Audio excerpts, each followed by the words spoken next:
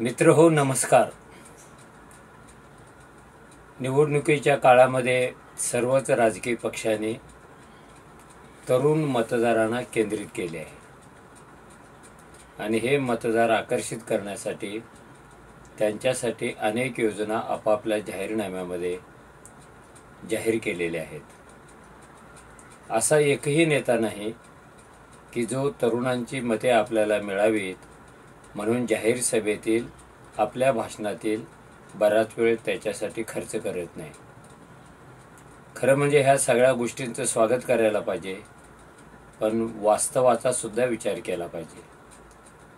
तरुणांच्या उद्धाराचा गदारोळ चालूच असताना महाराष्ट्रातून एक अशी बातमी बाहेर आलेली आहे की पोलीस खात्यात बरेच दिवस भरती झालेले नव्हते आणि आता वेगळ्या वेगळ्या पदासाठी जे कॉन्स्टेबल, ड्रायव्हर वगैरे वगैरे पदासाठी 17,000 जागांवर भरती होणार आहे.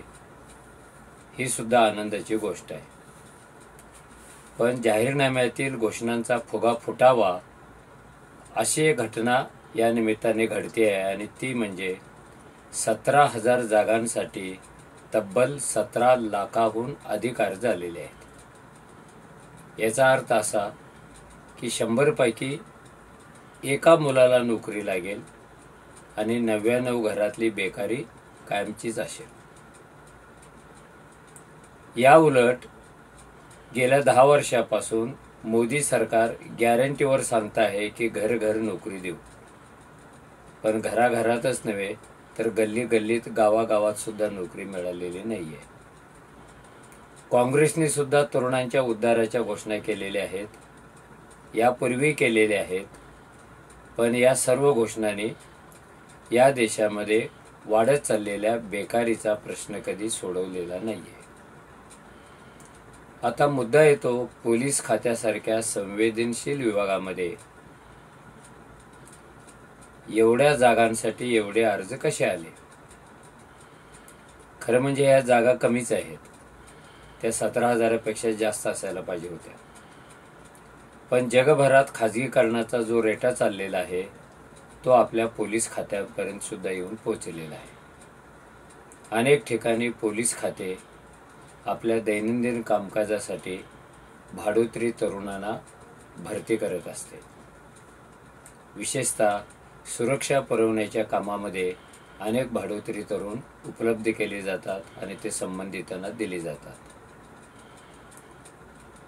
लष्करामध्ये अग्निवीरच्या नावाखाली अशीच गोष्ट घडते आहे, ही सुद्धा सर्वांना माहिती आहे. जे नोकऱ्या तयारच करायच्या नाहीत आणि ज्या तयार होतात त्या वेगळ्या पद्धतीनं भरायच्या आणि त्या काळातली गरज भागवायची. भारतातच हा प्रकार आहे असे समजायचे कारण नाही. आपल्याला माहिती आहे की जगातल्या अनेक देशांनी भाडोत्री सैन्यांची भरती केलेली आहे. ही गोष्ट सैन्यापुरतीच मर्यादित राहिली नाही तर ती तुरुंगापर्यंत पोहोचलेली आहे. जगातल्या अनेक देशांनी तुरुंग व्यवस्था सुद्धा खाजगी क्षेत्राच्या ताब्यात दिलेली आहे.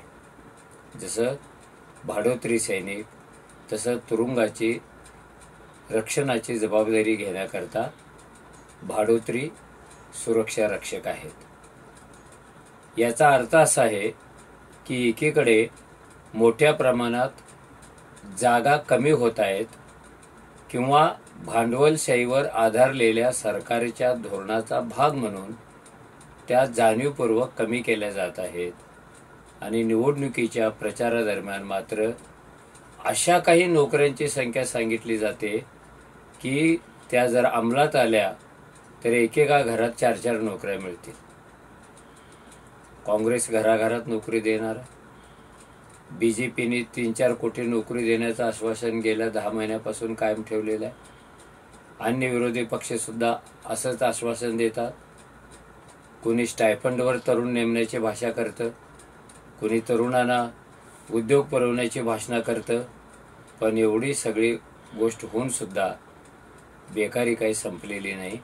ती हलायचं काही नाव घेत नाही आणि 17,000 जागांच्यासाठी 17,000 जागांसाठी 17 लाख अर्ज हे जे एक भयान वास्तव आपल्या डोळ्यासमोर राहतं, ते वास्तव हेच सांगतं की सरकार आणि सरकार चालवणारे पक्ष तरुणांच्या बाबतीमध्ये, त्यांच्या नोकऱ्यांच्या बाबतीमध्ये, त्यांच्या जीवनांच्या बाबतीमध्ये किती बेजबाबदारपणाचं वर्तन करत आहेत.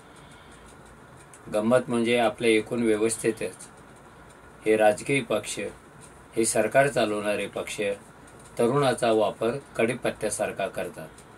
राजकारण आलं, प्रचारासाठी त्यांचा वापर करा, त्यांच्यासाठी भव्यदिव्य घोषणा करा आणि स्वयंपाक झाल्यानंतर जसा आपण घासातला कडीपत्ता बाजूला काढतो तसा ह्यांचा स्वार्थ साधल्यानंतर तरुणांच्याकडे दुर्लक्ष करायचं, ही आपल्या देशाची एक रीत झालेली आहे.